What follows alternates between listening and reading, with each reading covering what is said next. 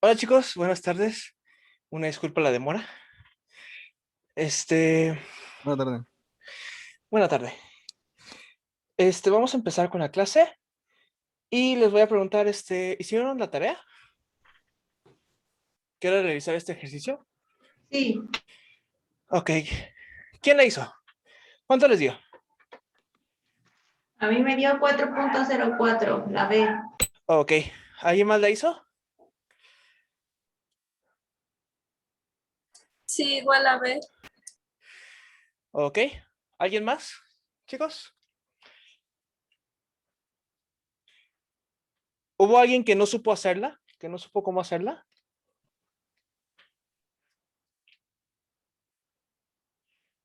Pareciera ser que no. Sí es importante, chicos, que me vayan diciendo, en verdad, si no tienen un tema o algo, por favor díganmelo para tratar de explicarlos tal vez de una manera en que lo entiendan mejor, ¿no? Porque a veces sé que los termino confundiendo más, pero bueno. En este ejercicio, sí, la respuesta es 4.04, pero vamos a ver cómo se obtiene. Podemos utilizar la fórmula. Bueno, vamos a ver primero los datos. Aquí están. Nos está diciendo el ejercicio que hay una altura de 80 metros. Desde esa altura de 80 metros se está lanzando un objeto con una velocidad en X de 330, ¿no? Aquí está. Entonces, con esa velocidad la estamos lanzando en X. Y nos pregunta cuánto tiempo tarda en caer el objeto, ¿no? Tenemos que obtener el tiempo. Realmente para este ejercicio, como solamente queremos saber en qué momento el objeto toca el suelo, pregunta, ¿vamos a utilizar la velocidad en X?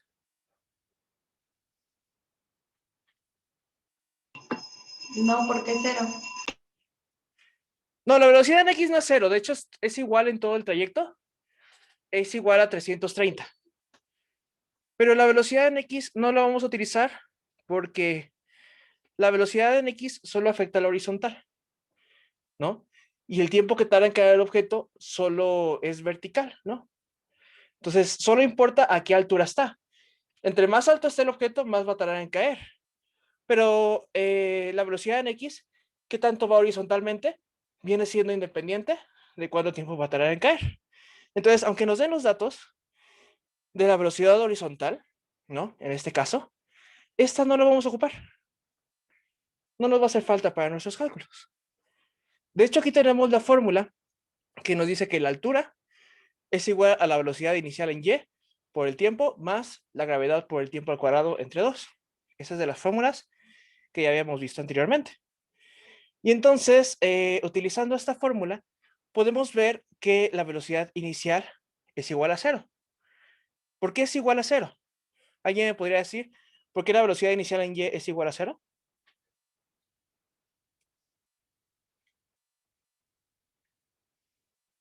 Porque no está haciendo ningún movimiento aún. Sí, podría ser. Si lo vemos aquí, hay que recordar que el tiro parabólico es cuando el objeto prácticamente está a la mitad del recorrido de un movimiento de un tiro parabólico normal, ¿no? Que es el que habíamos visto antes, Cuando está en la mitad del trayecto, en esta imagen, cuando está en el punto 2, hay que recordar que la velocidad vertical es igual a cero. No se está moviendo verticalmente en ese punto. Entonces, como comenzamos en ese punto, este punto es nuestro punto inicial, es donde empezamos.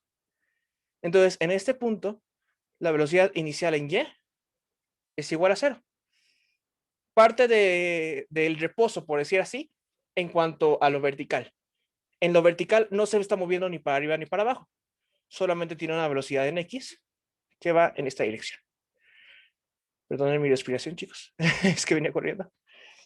Pero bueno, entonces solamente tiene velocidad en X. No tiene velocidad en Y. Por lo cual, en en estas ecuaciones, podemos decir que la velocidad inicial en Y es igual a cero, como aquí lo está marcando el ejercicio. Y esto al multiplicarlo por el tiempo nos va a dar cero, porque cero por cualquier número nos da cero, ¿no? Entonces quitamos la primera parte de la fórmula. La segunda parte de la fórmula se conserva y es lo que nos va a importar. Tenemos que multiplicar la gravedad por el tiempo elevado al cuadrado y todo eso dividirlo entre 2. Es lo único que teníamos que hacer. Entonces deberíamos de tomar el tiempo. Bueno, el tiempo es lo que queremos saber, conocer, por lo cual es algo que debemos despejar. Entonces, utilizando esta misma fórmula, que es la que ya eliminamos aquí, la velocidad inicial en y, podemos despejar el tiempo. Si despejamos el tiempo aquí, si se dan cuenta, el 2 está dividiendo a todo esto. Pasa por el otro lado multiplicando, ¿no? Pasaría el 2 multiplicando. Y la g está multiplicando, entonces pasaría dividiendo. De tal forma que aquí tenemos 2 por la h, que es la que está aquí. Y eso se divide entre la gravedad. La gravedad está multiplicando, pasa dividiendo. El 2 está dividiendo, pasa multiplicando. Y a todo esto le sacamos la raíz para quitarle el cuadrado a la t, ¿no? Así se hace el despeje. Entonces, nada más queda sustituir los datos. Tendríamos que multiplicar por 2 la altura, que la altura, como lo dicen los datos, es de 80 metros, ¿no? Tenemos aquí 80 metros de altura. 80 por 2 nos da los 160 metros. Y si eso lo dividimos entre la gravedad, nos daría este resultado. La raíz de 16.309. Perdón. Ahora, aquí viene un pequeño consejo de que ya habíamos comentado que en su examen no les van a dejar utilizar calculadora. Entonces, no van a poder sacar la raíz, realmente. ¿Cómo se podría hacer? ¿Cómo podríamos nosotros hacerle para saber la respuesta? Pues bueno, un método, ¿no? Para hacerlo rápidamente es elevar al cuadrado todas las respuestas. Sé que eso era tardado, ¿no? Van a decir, o sea, tenemos que elevar al cuadrado 4 números diferentes y que no son enteros, ¿no? No es 4, 5, 6, no, sino que es 4, 4.04, 4.07, etcétera. Pero esto sería más rápido, si les llegan a poner un ejemplo así, sería más rápido que sacar la raíz de 16.309, ¿no? Sería bastante más rápido que esto. Entonces, haciendo esta operación, podríamos ver cuál es el número que se acerca más a lo que está dentro de nuestra raíz. Si sacamos 4 al cuadrado, 4 por 4 es igual a 16. Si sacamos 4.04 por 4.04, nos da 16.32. Si sacamos 4.07 por 4.07, 16.56. Y 4.09 por 4.09 nos da 16.72. Y aquí el que más se acerca, lo que tenemos adentro de la raíz es un 16.309. Hay que buscar cuál es el que más se acerca, que vendría siendo este, ¿no? Porque dice 16.3, 16.3. Los últimos dos dígitos cambian, pero el otro es 16.5 y el otro es 16.7 y el otro es 16.0. Están más lejos, por lo cual el resultado que más se acerca es este. Entonces, con esto podríamos deducir que la respuesta es 4.04. Y si ustedes lo hacen en su calculadora, van a ver que esta es la respuesta correcta. Y es la que había mencionado las personas que hicieron la tarea. Había mencionado que les daba esta respuesta y sí, vendría siendo 4.04 esta respuesta. ¿Hay alguna duda o comentario, chicos?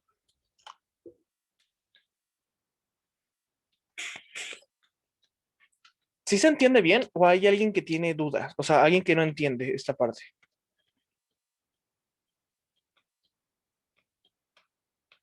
¿No? ¿Seguros? Solamente me puede volver a explicar la sustitución, por favor. Si quieren, la hacemos, ¿no? ¿El despeje te refieres o Sí, el despeje. el despeje? Bueno, vamos a hacerlo. Uy. Tenemos esta fórmula, vamos a agarrar por inicio la fórmula que h es igual a g por t al cuadrado sobre 2, ¿no? Vamos a ponerlo aquí.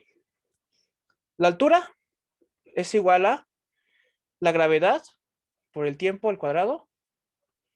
Déjenme corregirlo porque escribo muy mal. Y tal vez, o mejor lo hacemos en Word. Y así no tienen que entender mi letra, sino que en Word aparecen las ecuaciones.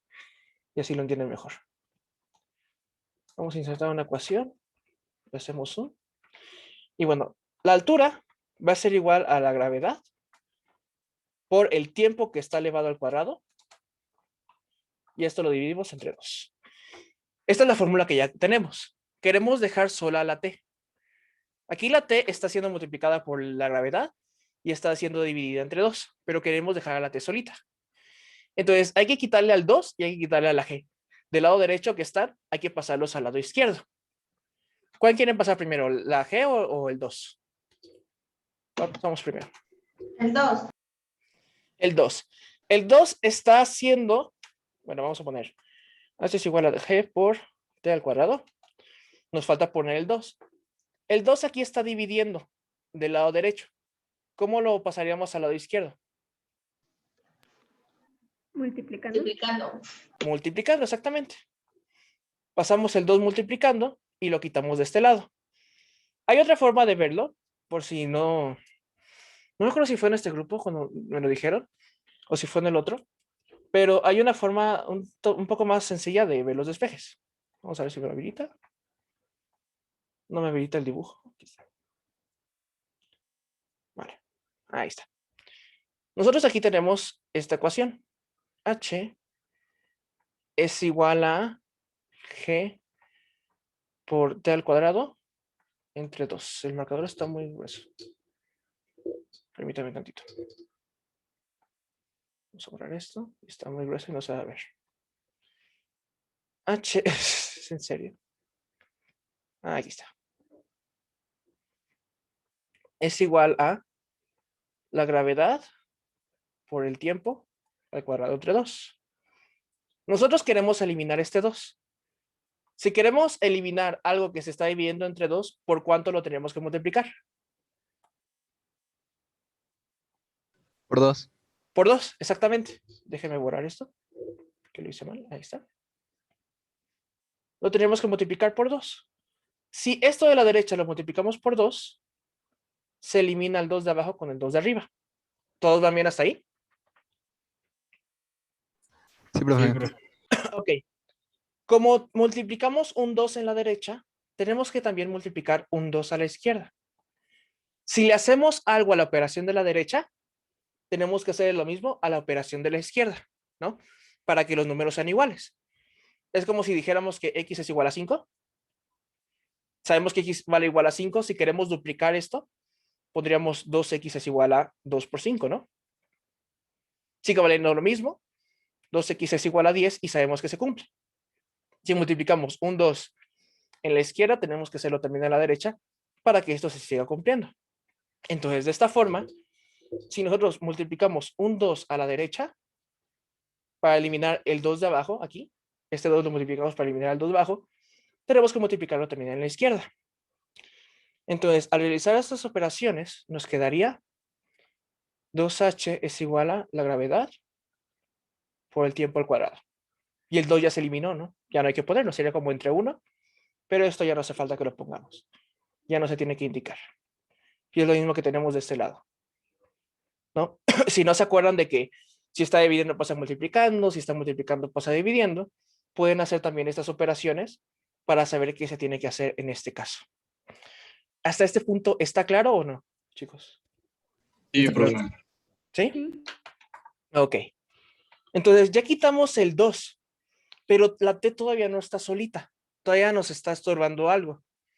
¿Qué tendríamos que hacer? Quitarle la g, ¿no? Tenemos que, a la t que está en la t que está en la derecha, tenemos que quitarle esa g.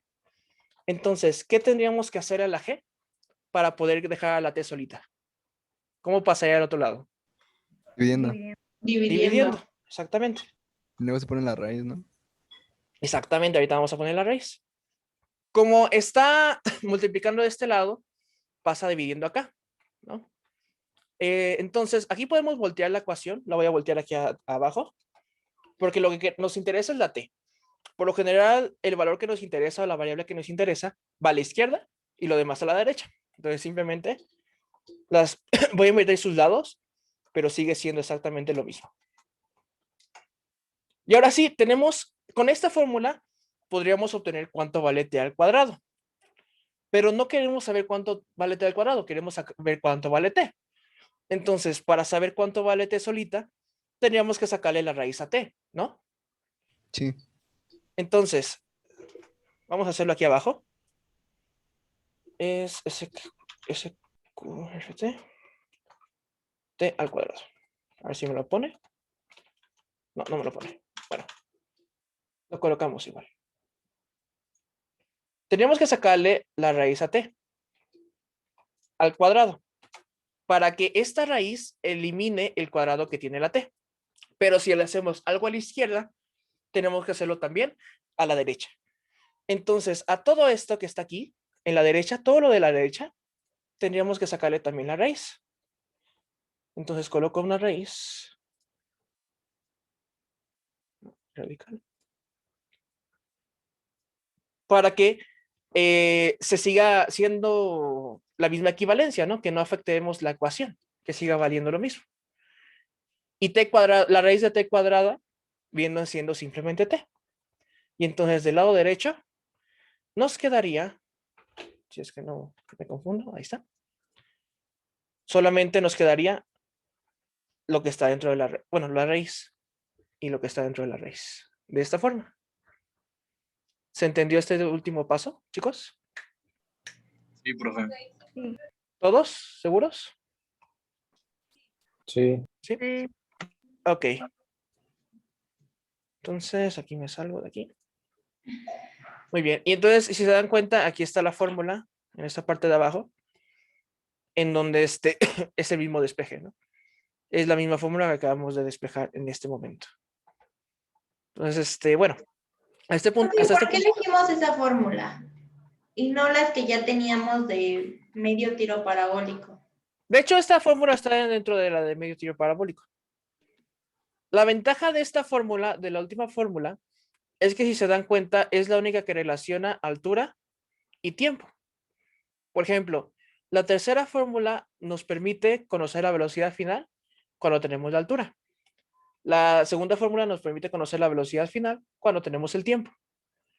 Pero en esta fórmula no aparece nunca la altura. En esta fórmula no aparece nunca el tiempo. Y en la primera ni se diga, no aparece ninguna de las dos. Y en este ejercicio nos dan, nos dan la altura y nos preguntan el tiempo, ¿no? Son las dos variables que nos interesan. Y la única fórmula que tiene las dos variables que nos interesan es la última. Podríamos utilizar estas dos de medio si hiciéramos despejes, pero se nos complicaría más las cosas, ¿no? Tendríamos que despejar la velocidad final. Por ejemplo, aquí con la altura, despejar la velocidad final y después sustituirla en la ecuación de arriba para despejar el tiempo. Pero en esta fórmula ya tenemos las dos. Entonces es más fácil utilizar esta fórmula para hacer este ejercicio. Más que nada por eso. ¿Se entiende? Sí, profe. Gracias. De nada. Entonces, hay que buscar qué fórmula tiene la información que queremos y cuál es la más fácil también. Hay varias fórmulas que nos pueden dar la respuesta, pero hay que ver cómo se nos facilita más hacerlo. ¿Hay alguna duda o comentario hasta este punto, chicos? Pareciera ser que no. Entonces, vamos a ver el siguiente tema, que es el movimiento circular. Ya vimos el movimiento rectilíneo, que significa que cuando algo se mueve en línea recta, o sea, simplemente hacia enfrente o hacia atrás. También vimos el movimiento rectilíneo uniformemente acelerado, que es cuando un objeto acelera, pero se sigue moviendo en línea recta, hacia enfrente o hacia atrás. En este caso, vamos a ver algo que se llama movimiento circular, que es un movimiento en el que el objeto que estamos analizando básicamente dibuja círculos, por decir así, como se puede ver en la imagen. Dice, en este movimiento, el cuerpo gira alrededor de un punto fijo llamado eje de rotación. Este movimiento es en un mismo plano y es bidimensional. ¿A qué se refiere esto? Bueno, como lo ven en la imagen, la esferita está atada con un cordón al centro, ¿no? Y está girando alrededor de ese centro constantemente. Esa bolita no se va a veces para arriba, ni se va a veces para abajo. Siempre está de manera horizontal, ¿no? Por decir así. Es como si nosotros agitáramos una esfera con la mano y siempre la mantuviéramos horizontal, que no se fuera ni arriba ni hacia abajo. A eso se refiere que es en el mismo plano, que siempre está completamente horizontal, podría ser completamente vertical, pero en este ejemplo, en esta imagen, está completamente horizontal. Si oscilara hacia arriba y hacia abajo, ahí cambiarían las ecuaciones, ya no sería un movimiento circular uniforme, se le llama este. Entonces, Simplemente se representa así. Este movimiento puede ser hecho tanto por objetos que tienen forma de círculo, por ejemplo, una rueda, ¿no? Al girar, prácticamente está generando un movimiento circular, ¿no? Está girando, básicamente. Y el centro de la rueda va a ser su eje de rotación. El eje de rotación se refiere al centro de donde se está moviendo ese objeto, ¿no? Del círculo que se está dibujando con el objeto que está girando. ¿Se entiende esto, chicos? Sí. ¿Sí? Sí. Ok. Entonces, el eje de rotación es un punto fijo a través del cual se realizan los giros. O sea, los giros siempre van a ser alrededor del eje de rotación. Si el objeto es un disco, un engrane o una llanta, el eje estará dentro del cuerpo. ¿A qué se refiere esto? Aquí, como vemos, tenemos una llanta y su eje de rotación es el centro, pero el centro sigue siendo parte de la llanta. Entonces, el eje de rotación está dentro de la llanta. Por otra parte, en objetos como la onda, bueno, este está fuera de él. ¿A qué se refiere que esté fuera de él el eje de rotación? Aquí tenemos a un chico agitando una esfera constantemente y está generando un movimiento circular, pero la esfera está girando alrededor de la mano del chico. Y la mano de este chico no es parte de la esfera, ¿no? Está fuera de la esfera, pero aún así este es su eje de rotación. ¿Se entiende esto? Sí. ¿Sí? Okay. ¿Seguros? Ok, Sí, profe. bien. Entonces, los cálculos para este tipo de movimiento... ¿Puede devolver a la Ujú. Ajá, ¿van a copiar? Sí, sí. Ok, me avisan cuando pasemos a la siguiente. Ahorita vamos a ver qué fórmulas se utilizan para hacer estos cálculos. Van a ver que estas fórmulas se parecen un poco al movimiento rectilíneo uniforme y al movimiento rectilíneo uniforme acelerado. Ahorita lo vamos a ver. Profe, ¿Qué me pasó? tuve que ir unos minutos. Antes de esa diapositiva hay otra cosa acerca del movimiento circular. Es nada más la definición. Si quieren, ahorita la regreso. Ahorita que me avisen que ya pueden terminar, la regreso tantito. Nada más regresé, le tomo foto y ya. Ok, nada, es que alguien está copiando esta. Esperemos a que termine y la regreso. Ah, ok. Ok, ahí está. ¿Sí le podrías tomar foto, por favor? Ya, gracias. De nada. Igual lo bueno viene ahorita, que son las fórmulas. Dice, para el cálculo vamos a utilizar R, que es el vector de posición. Bueno, se refiere al vector de posición, el radio básicamente. Se refiere al radio que forma el objeto que se está moviendo en cuanto a su centro, ¿no? Trazamos una línea del centro hacia el extremo de donde se está moviendo el objeto, el extremo del círculo, y pues creo que ya sabemos todos que eso es el radio, ¿no? A este radio se le va a llamar vector de posición. No sé si recuerdan mucho los vectores, pero básicamente los vectores habíamos comentado que tienen dirección y sentido, magnitud, dirección y sentido. Entonces, técnicamente aquí tendríamos que dibujar una flechita aquí, ¿no? Y ya se convierte en vector, ¿no? Si dibujamos una flechita al radio. Pero bueno, este es básicamente el vector que genera la posición. La posición del objeto que vamos a analizar, la cosa que estamos estudiando, básicamente va a depender del eje de rotación, que es el centro del círculo que se forma, y la posición donde está el objeto o la orilla del objeto, que en este caso es P. Si fuera el chico que está girando la esfera, ¿no? Básicamente P representa la esfera, que es lo que está en el extremo, ¿no? Es lo que está afuera. Y el centro de rotación, les digo, sería la mano del chico. Entonces, la distancia que hay desde la mano del chico hasta la esfera viene siendo el radio, que se forma en este movimiento. Teta va a ser el desplazamiento angular.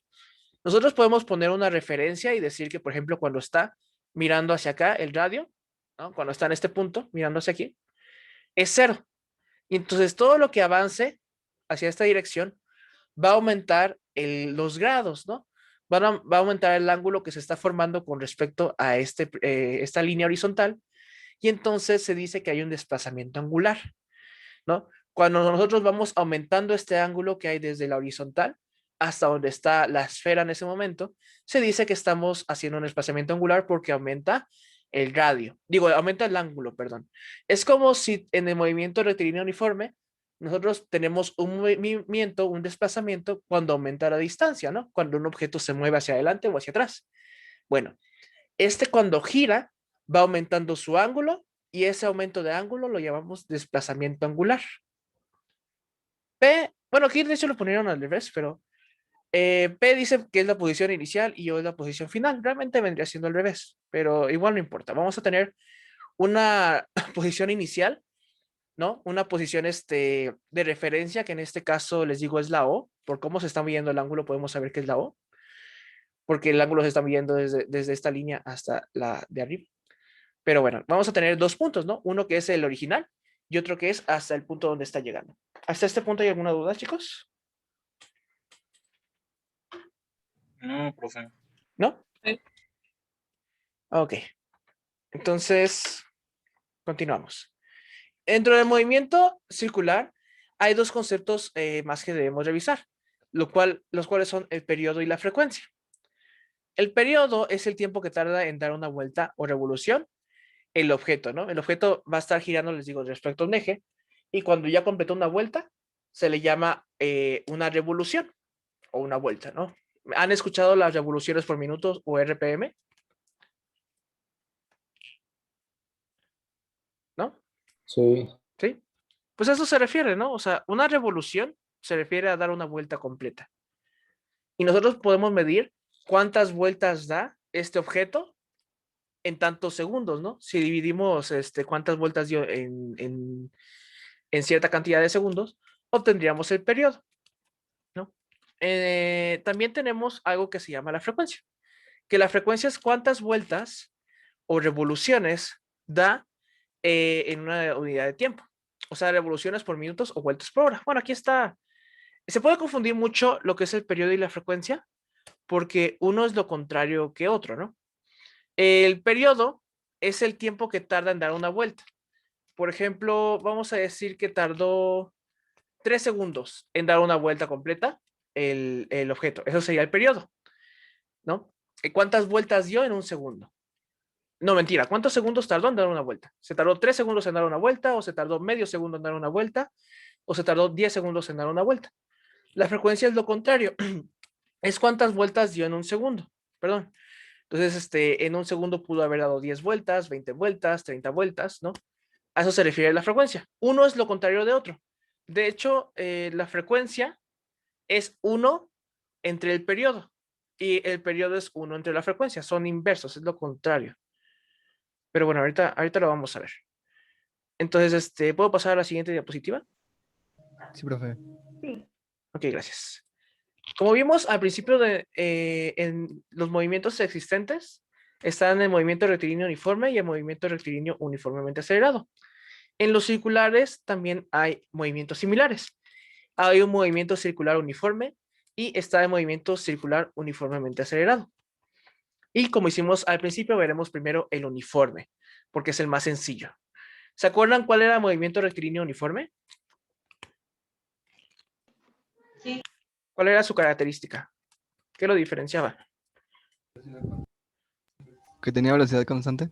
Que tenía velocidad constante. Entonces aquí también la velocidad en el movimiento circular va a ser constante en el primer caso que vamos a ver, en el movimiento uniforme. ¿Por qué creen que es uniforme? Pues bueno, ya lo abrimos, ¿no?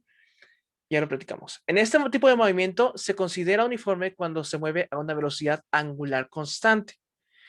La velocidad angular es cuántos ángulos recorre en cierto tiempo, ¿no?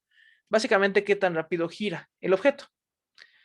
Entonces, nosotros vimos la velocidad normal, la velocidad lineal se le llama, que es cuántos metros se mueve un objeto en tantos segundos. Bueno, la velocidad angular se puede referir en cuántos grados gira un objeto en tantos segundos, básicamente. Y esta velocidad en el movimiento circular uniforme es constante. Recurre la misma cantidad de ángulos en la misma cantidad de tiempo. Si el objeto recorre 10 grados al primer segundo, después de otro segundo va a estar a los 20 grados. Si agregamos un segundo más, va a estar en los 30 grados. Va recorriendo de 10 en 10 grados en un segundo. Por eso se le llama uniforme. ¿Hasta este punto hay alguna duda o comentario? No, profe. Ok, ¿puedo pasar a la siguiente diapositiva? Sí. Y Ok, gracias. Y bueno, aquí tenemos cómo se ve la velocidad. Aquí hay dos tipos de velocidades, una que es angular y otra que es tangencial, se le conoce. Ahorita vamos a ver los detalles, pero básicamente la velocidad angular se representa con la letra omega, que se parece muchísimo a la W, ¿no? Esta letrita. Representa la velocidad angular, que es a qué velocidad está girando el objeto, básicamente. Y en este objeto, pues los dos tenemos, aquí tenemos dos radios distintos y aquí nada más tenemos uno. Pero básicamente, así se representa la velocidad angular. Entonces, a ver, aquí está. La velocidad angular es el cociente del desplazamiento angular con respecto al tiempo. Es decir, cuántos grados se movió en cierta cantidad de tiempo. Aquí está la fórmula. Omega, que es la velocidad angular, es igual a los grados que se movió el objeto entre el tiempo que tardó en moverse. También lo podemos sacar utilizando el periodo. Bueno, la frecuencia, mejor dicho. Esta es la frecuencia. La frecuencia se representa con F de frecuencia y el periodo se representa con T, ¿no? Si sabemos cuál es la frecuencia de la velocidad, bueno, del objeto que se está moviendo, podemos obtener también la velocidad angular. Simplemente tenemos que multiplicar 2pi por la frecuencia. Por otra parte, si tuviéramos el periodo, podríamos obtener también la velocidad angular. Sería 2pi entre el periodo. Y les digo, aquí se puede ver si despejan, pero básicamente el periodo es igual a 1 entre la frecuencia. Y la frecuencia es 1 entre el periodo, por si quieren también anotarlo. Así se puede facilitar un poco las cosas, pero básicamente uno es lo contrario del otro, ¿no? La velocidad angular, les digo, se representa con omega, el ángulo, el desplazamiento angular con teta, el tiempo con t, f minúscula frecuencia y t mayúscula el periodo. ¿Hasta este punto hay alguna duda? no. Ok, ¿Esa fórmula es para sacar la velocidad angular? sí, velocidad angular, chicos.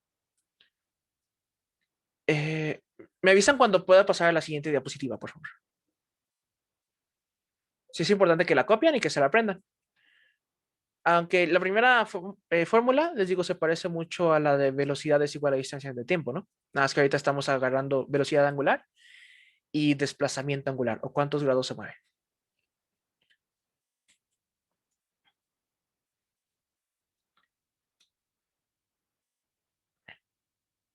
¿Puedo pasar a la siguiente diapositiva?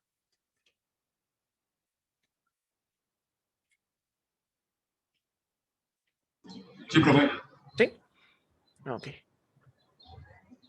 Entonces aquí tenemos las unidades con las cuales se mide cada uno de estos objetos. ¿Han escuchado antes de los radianes ustedes? Los recuerdo de física de la prepa, pero Ok. Los radianes es una medida de ángulos, ¿no? Nosotros podemos, normalmente si tenemos este ángulo, ¿no? Sabemos que son 90 grados. Esta es una unidad. Pero en física se utilizan los radianes o rads. Se abrevia rad o rads, ¿no? En esta unidad es la que vamos a utilizar más que nada para los ángulos. Un radian se mide utilizando un ángulo de 180 grados, ¿no? Sabemos que este ángulo que se está formando aquí son 180 grados, ¿no? Entonces, esto es igual a pi radianes. Sí, o sea, pi, 3.1416 radianes es igual a 180 grados, ¿no? Entonces, esta es la medida que se utiliza para los ángulos, más que nada en física. Utilizamos los radianes. Ahorita, de hecho, vamos a ver la conversión, pero a eso se refiere con radianes. Los radianes son útiles porque podemos calcular la longitud de arco, que no sé si recuerdan la longitud de arco, que se refiere a cuánto mide esta sección del círculo, ¿no? Esta parte del círculo, podemos calcularla midiendo los grados, ¿cómo se llama? El radio por el ángulo. Se puede sacar esta distancia. ¿Cuánto es esta fracción de este ángulo? Entonces, esta fracción se puede obtener con los radianes más fácilmente. Pero bueno, eso no lo vamos a ver. Nada más es para informarles un poco de dónde viene. Pero básicamente vamos a estar ocupando los radianes, que es otra medida con la cual estamos midiendo ángulos. La velocidad angular se mide en cuántos radianes recorremos en cierto tiempo. El desplazamiento angular o los grados que se mueve, bueno, el ángulo que forma el objeto al irse moviendo, al irse girando, también se mide en radianes. El tiempo ya sabemos que se mide en segundos y la frecuencia es en revoluciones entre segundo. ¿Cuántas vueltas da el objeto en cierto tiempo? Y el periodo simplemente se mide en segundos, porque es cuánto tiempo tarda dar en una vuelta. Como sabemos que se mide por una vuelta, las revoluciones casi no se suelen poner por unidades, como unidades. Vamos a ver más adelante un ejemplo. Pero aquí en teoría el periodo sería segundos entre revoluciones. Pero no se suele poner en física, ¿no? Simplemente ponen segundos. Entonces, solamente poniendo segundos, ya sabemos que estamos también hablando de un periodo. ¿Ok? ¿Hasta este punto hay algún comentario o duda, chicos? ¿Qué era rep? ¿Cuál? Rep son Ya, revoluciones. Ah, ok, gracias. Sí. O sea, vueltas, básicamente. Así que lo pongo aquí. ¿Alguna otra duda o comentario? No, profe. Ok, ¿podemos pasar a la siguiente diapositiva? Sí. ¿Sí? Ok, Sí.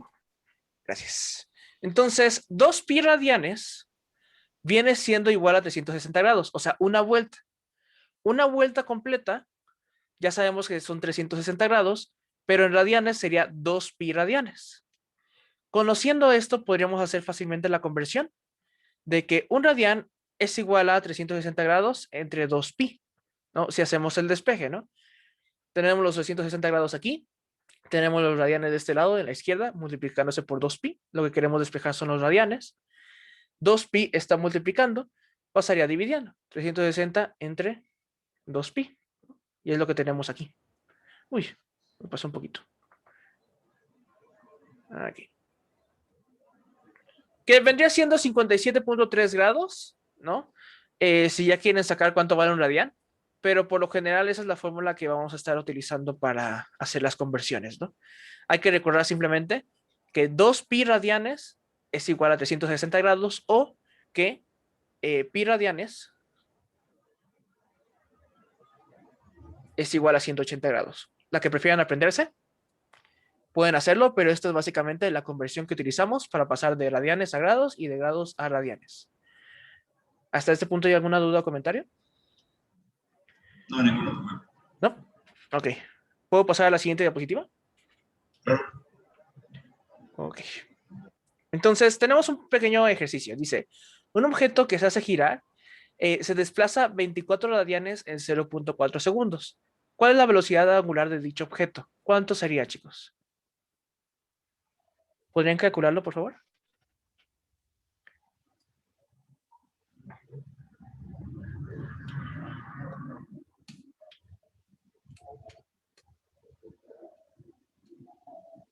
¿Qué tendríamos que hacer? Nos están dando radianes y nos están dando tiempo. ¿Qué fórmula podríamos aplicar? De las que vimos. La de 2pi sobre t. 2pi sobre t, ahí tenemos, esa es cuando tenemos el periodo.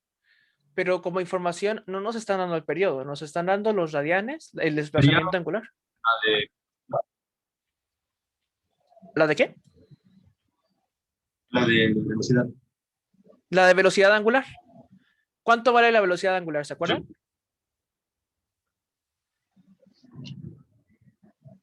¿Se acuerdan cómo era la fórmula, chicos? Radianes sobre segundo, ¿no? Ajá. Vendría siendo grados sobre tiempo, que sí, viene siendo radianes entre segundo. Entonces, ¿cuánto sería? ¿Qué teníamos que hacer para empezar? ¿Qué dividiríamos? ¿Qué entre qué? 24 entre 0.4. Exactamente. Tendríamos que dividir 24 entre 0.4. ¿Y esto cuánto nos daría?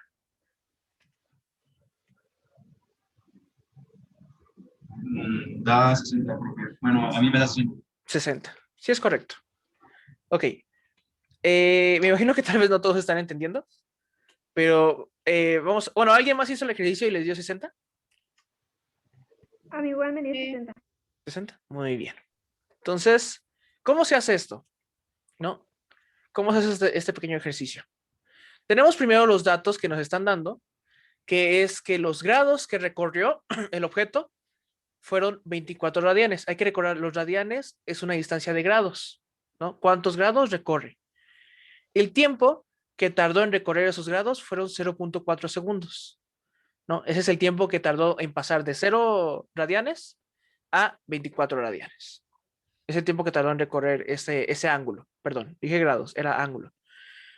Entonces, como tardó 0.4 segundos en recorrer 24 radianes, podríamos utilizar la fórmula de, ahí está, de la velocidad angular.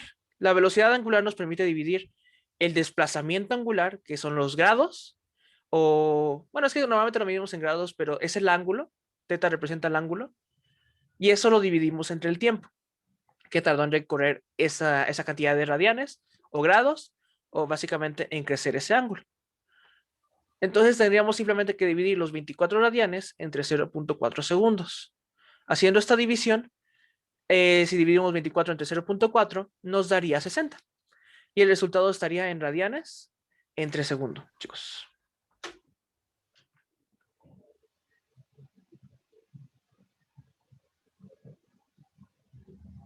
Ok. ¿Hay alguna duda o comentario, chicos? No.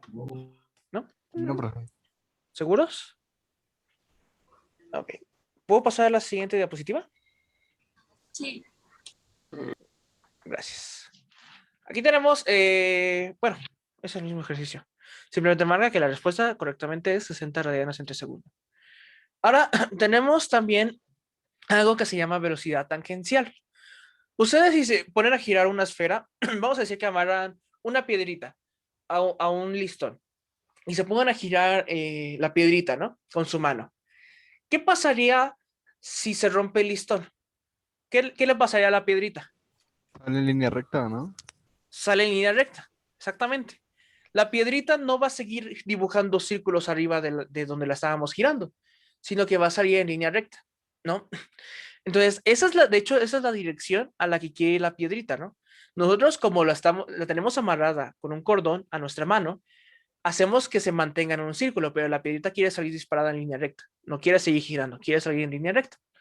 Entonces, esa velocidad con la cual quiere salir disparada esa piedrita se le llama velocidad tangencial. Y aquí lo vamos a poner, si no me entienden así, podemos ver aquí la gráfica, que es la dirección hacia donde se dirige el objeto, ¿no? Se llama tangencial porque, ¿sí saben qué es una tangente? ¿Una línea tangente a otra? Disculpe. ¿Sí saben qué es una línea tangente? Por ejemplo, una tangente a una curva. ¿Es la línea que toca nada más un punto de nuestra circunferencia? Exactamente, solamente toca un puntito, ¿no? Si se dan cuenta aquí, si alargamos esta línea, ahí está, aunque está un poquito choca, solamente se toca en donde está el objeto, ¿no? En las demás partes, uy, se regresó. Ahí está. En las demás partes del objeto no lo está tocando realmente, sino que nada más lo toca en un punto. Por eso, y esa es la velocidad que lleva, esa es la dirección de la velocidad de la piedrita a donde quiere salir disparada.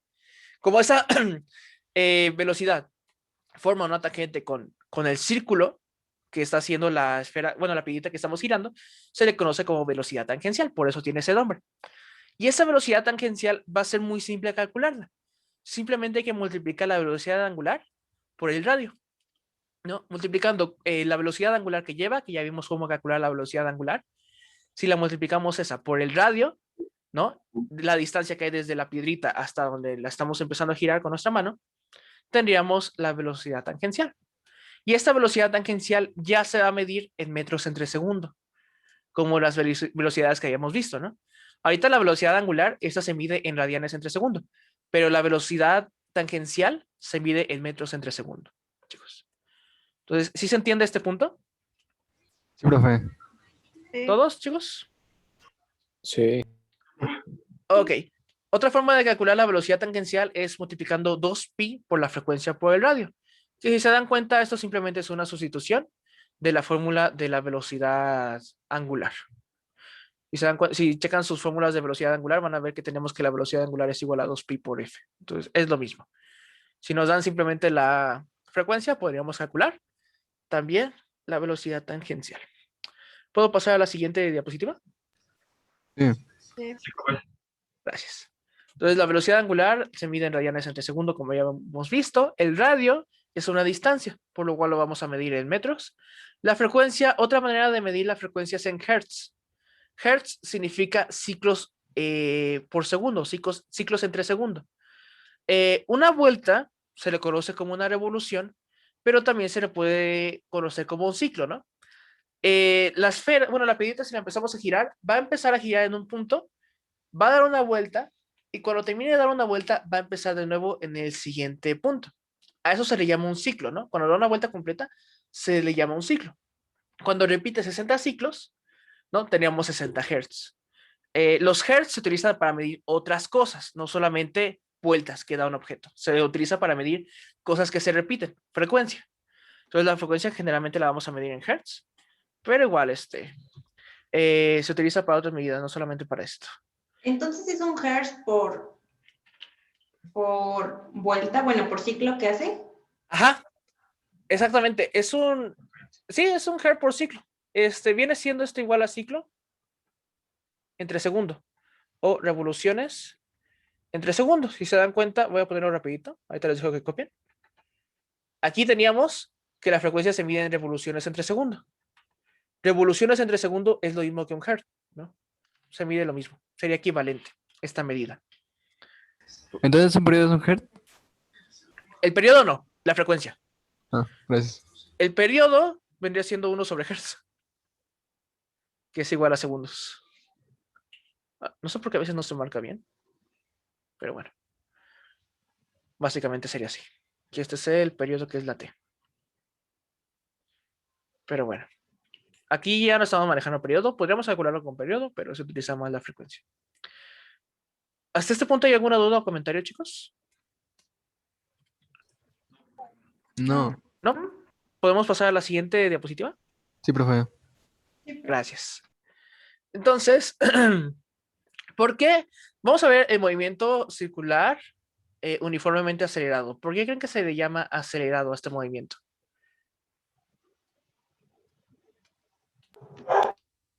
Porque depende de la aceleración. Depende de la aceleración, ¿sí? Pregunta. Bueno, no, les voy a confundir más. Mejor no. Pero bueno, en este movimiento tenemos también aceleración. ¿Se acuerdan cómo era la aceleración en el movimiento rectilíneo uniformemente acelerado? ¿Creciente? Constante. Era constante la aceleración. La velocidad cambiaba, pero la aceleración era constante. Sí, sí, sí. Entonces, aquí también vamos a tener una aceleración constante. En este tipo de movimiento se considera acelerado cuando su velocidad angular no permanece constante, cambia la velocidad angular, pero la aceleración angular es constante. Cuando tenemos una aceleración angular constante, es cuando tenemos un movimiento circular uniformemente acelerado. ¿Ok? Ok, ¿Se entiende esto, chicos? sí. ¿Sí? ¿Pasamos a la siguiente? Sí, profe. Sí. Gracias. La aceleración angular está dada por esta fórmula. Vamos a ver cuánto es la velocidad angular final que alcanza el objeto, menos la velocidad angular que tenía en un inicio, y esa resta la vamos a dividir entre el tiempo final menos el tiempo inicial. Muy parecido a la aceleración que habíamos sacado en el otro movimiento. Nada más que ahora estamos tratando con ángulos. Copien por favor la fórmula y ahorita me avisan cuando termine.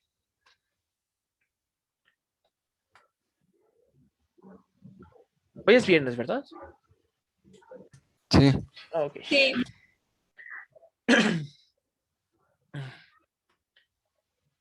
¿Puedo pasar a la siguiente diapositiva o siguen copiando? No, espere tantito. Ok.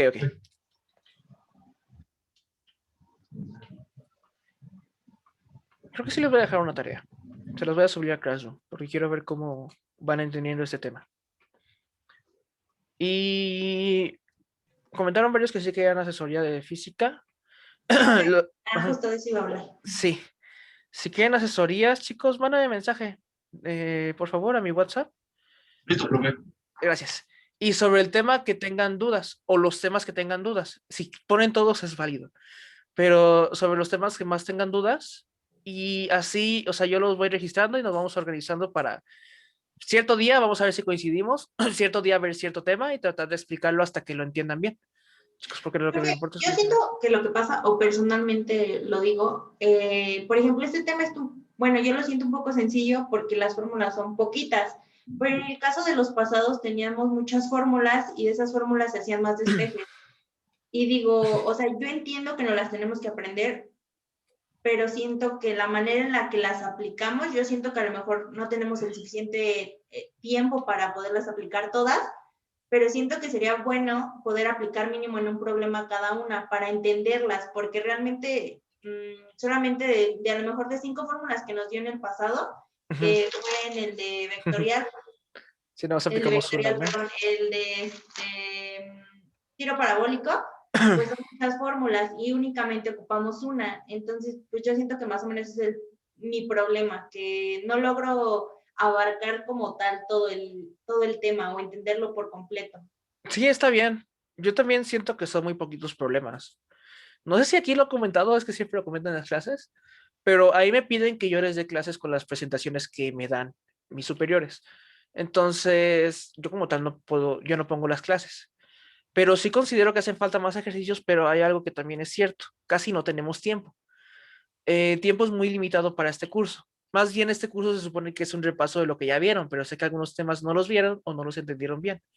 Entonces, por eso me gustaría más tener una asesoría, ¿no? En la cual pudiéramos dedicarle más tiempo, ya fuera de los horarios de esta clase para quien no tenga tiempo, dedicarle más tiempo a ciertos ejercicios y ver más ejemplos y explicarlos tal vez mejor, ¿no? Pero esos Entonces, ejercicios deberían ser los que, bueno, es que yo no siento que vaya a venir todos los temas que vayamos a ver, sino lo más esencial como lo de movimiento rectilíneo uniforme y eso. sí, si quieren, o sea, voy a buscar problemas que vengan en las guías y esos, o sea, les voy a explicar y voy a tratar de hacer ejercicios similares para que veamos en las asesorías, chicos, para que sea más cercano a lo que van a ver en su examen. ¿Sí? Pero mándame un mensaje y nos organizamos, chicos, no hay problema. Lo que me importa es que aprendan. Bueno, sí, de nada. Y gracias por sus comentarios, o sea, me sirven mucho. No creo que no, pero bueno, ¿ya terminaron de copiar esto, chicos? Ya, profe. Entonces, ese está muy fácil. Quería dejarles un ejercicio que fuera más o menos difícil. Ah, pero tenemos que ver otro tema. Ok, vamos a hacer este. Si está más o menos facilito. O bueno, se los voy a dejar de tarea, chicos. Lo voy a subir a Classroom.